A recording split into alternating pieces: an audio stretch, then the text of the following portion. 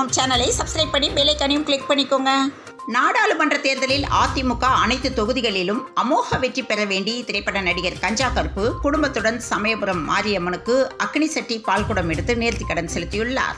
தமிழ்நாட்டின் உரிமைகளை பறித்தவர் மோடி, அதற்கு துணை போனவர் எடப்பாடி பழனிசாமி என செல்வ பெருந்தகை தாக்கி பேசியுள்ளார். மத்தியில் இருந்து வருகிறார்கள், சாலையில் செல்கிறார்கள், தமிழகத்தில் இது எடுபடாது என எடப்பாடி பழனிசாமி பேசியுள்ளார். வளர்ந்த இந்தியாவை தமிழகம் வழிநடத்தும் நேரம் இது எனவும், வேலூரில் தமிழகத்தில் மணல் கொள்ளை மூலம் கடந்த 2 ஆண்டுகளில் ரூபாய் 4000 கோடி இழப்பு ஏற்பட்டுள்ளதாக பிரதமர் மோடி குற்றம் சாட்டியுள்ளார். ரம்ஜான் பண்டிகையை முன்னிட்டு கவர்னர் RN ரவி வாழ்த்து தெரிவித்துள்ளார். நாளை ரம்ஜான் பண்டிகையை முன்னிட்டு மணப்பாறை சந்தையில் ரூபாய் 75 லட்சம் ஆடு சேல்ஸ் ஆகியுள்ளது. மேலூர் கொட்டாம்பட்டி அருகே நடந்த சமத்துவ மீன்பிடி திருவிழாவில் மக்கள் போட்டி போட்டு மீன்களை பிடித்து சென்றுள்ள நிலையில் இந்த திருவிழா கோலாகலமாக நடைபெற்றது. ரோடு ஷோ நடத்தினால் மக்கள் ஓட்டு போடுவார்களா, பேட்டி கொடுத்தால் மக்கள் ஆதரவு தருவார்களா என பாஜக அரசு மீது எடப்பாடி பழனிசாமி சரமாரி குற்றம் சாட்டியுள்ளார்.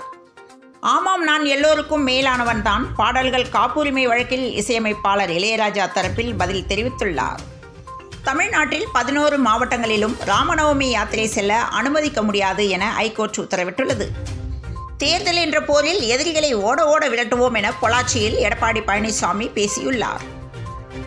அரசியலமைப்பு சட்டத்திற்கு எதிராகவும் RBI, ECI போன்ற தன்னாட்சி அமைப்புகளின் கருத்துக்களுக்கு எதிராகவும் கொண்டுவரப்பட்ட தேர்தல் பத்திர திட்டத்தினால் இந்திய இறையாண்மைக்கும் நிர்வாகத்திற்கும் ஏற்பட்ட இழப்புகளை ஈடுகட்டுவது யார், பதிலளிப்பாரா மோடி என 10 கேள்விகளை அமைச்சர் மனோ தங்கராஜ் எழுப்பியுள்ளார். என் மீதான குற்றச்சாட்டுக்கும் எனக்கும் எந்த தொடர்பும் இல்லை என்பதை நிரூபிப்பேன், எந்த விசாரணைக்கும் தயார் என்று மதுரையில் இயக்குனர் அமீர் பேட்டியளித்துள்ளார். தேர்தல் செலவுக்காக துபாயிலிருந்து தமிழ்நாட்டுக்கு ரூபாய் 200 கோடியை கடத்தி வர திட்டமிட்டவரை வருமான வரித்துறையினர் கைது செய்துள்ளனர். தமிழ்நாடு முன்னாள் அமைச்சரும் திரைப்பட தயாரிப்பாளருமான RM வீரப்பன் நேற்று காலமானார். அவருக்கு வயது 98. RM வீரப்பனுக்கு நேற்று காலை மூச்சு திணறல் ஏற்பட்டதில் வயது மூப்பு காரணமாக அவர் காலமானார். RM வீரப்பன் உடலுக்கு அரசு சார்பில் மரியாதை செலுத்தப்பட்டது. திமுக கூட்டணிக்கு தக்க பாடம் புகட்ட இரட்டை இலைக்கு வாக்களியுங்கள் என ஜெயபெருமாள் பிரச்சாரம் செய்துள்ளார். மொழி, மதம், சாதியால் மக்களை பிரிப்பதே திமுகவின் நோக்கம் என பிரதமர் மோடி விமர்சனம் செய்தார். மாற்றுத்திறனாளிகள் ரயில்களில் பயணிக்க முன்பதிவு செய்ய UDIDயை கட்டாயமாக்க கோரிய வழக்கில் மத்திய மாநில அரசுகள் பதில் மனு தாக்கல் செய்ய உயர்நீதிமன்ற கிளை உத்தரவிட்டுள்ளது. தமிழ் மற்றும் தெலுங்கு நடிகர்களுக்கு ஜோடியாக நடிக்காதது ஏன் என நடிகை பிரியாமணி விளக்கம் அளித்துள்ளார். மகாலட்சுமி திட்டத்தில் ஆண்டுக்கு ரூபாய் 1 லட்சம் வழங்குவதால் மகளிர் வாழ்வு வளம் பெறும் என்று விருதுநகர் பாராளுமன்ற தொகுதியில் போட்டியிடும் காங்கிரஸ் வேட்பாளர் மாணிக்கம் தாகூர் பிரச்சாரம் செய்துள்ளார். தமிழக மீனவர்கள் மீதான இலங்கை கடற்படையினரின் தாக்குதலை தடுக்க கச்சத்தீவு மீட்பே ஒரே வழி என பன்னீர்செல்வம் தெரிவித்துள்ளார். நெல்லையில் ராகுல் காந்தி பிரச்சாரம் செய்யவிருப்பதால் நாளை முதல் 2 நாட்களுக்கு ட்ரோன்கள் பறக்க தடை விதிக்கப்பட்டுள்ளது. புதுக்கோட்டை அருகே நகைக்காக பெண் கொலை செய்யப்பட்டதால் குற்றவாளிகளை கைது செய்ய வலியுறுத்தி உறவினர்கள் சாலை மறியல் போராட்டத்தில் ஈடுபட்டனர். குடும்ப ஆட்சி, ஊழல், போதைப் பொருட்களை நாட்டை விட்டு விரட்டுவதற்கான தேர்தல் என பிரதமர் மோடி தெரிவித்துள்ளார். திருவண்ணாமலைக்கு நெல்லை, தூத்துக்குடியிலிருந்து சிறப்பு பஸ் சேவை தொடங்க உள்ளது. திருப்பத்தூரில் 14 கிராம மக்கள் வருகின்ற நாடாளுமன்ற தேர்தலை புறக்கணிக்கப் போவதாக கிராம கமிட்டியில் தீர்மானம் நிறைவேற்றியுள்ளனர். தீங்கிழைக்கும் உள்ளடக்கத்தை எதிர்க்க மெட்டா, டிக்டாக் போன்ற தொழில்நுட்ப பெருநிறுவனங்கள் தகுந்த திட்டங்களை வகுக்க வேண்டும் என்று மலேசியா ஏப்ரல் 9 உத்தரவிட்டது.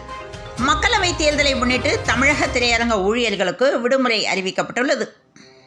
பிரதமர் மோடி சர்வாதிகாரி போல செயல்பட்டு வருகிறார் என செல்வ பெருந்தகை பேசியுள்ளார். இஸ்லாமிய பெருமக்கள் அனைவருக்கும் ரம்ஜான் வாழ்த்து என முதலமைச்சர் MK ஸ்டாலின் வாழ்த்துக்கள் தெரிவித்துள்ளார். சாத்தான்குளத்தில் காட்சி பொருளான பழைய அங்கன்வாடி மைய கட்டிடத்தை இடித்து அப்புறப்படுத்திவிட்டு புதிய கட்டிடம் கட்டுவதற்கு நடவடிக்கை எடுக்க வேண்டும் என பொதுமக்கள் வலியுறுத்தி வருகின்றனர். வேட்பாளர்கள், அதிகாரிகள் எட்டி பார்க்காததால் உடுமலை மலைவாழ் மக்கள் வேதனை அளித்துள்ளனர். 10 ஆண்டுகளாக ஊழல் இல்லாத தலைவர் பிரதமர் மோடி என ராதிகா சரத்குமார் பிரச்சாரம் செய்துள்ளார். டெல்லி முதல்வர் கெஜ்ரிவாலின் மனு அடுத்த வாரம் விசாரணைக்கு வரும் என எதிர்பார்க்கப்படுகிறது.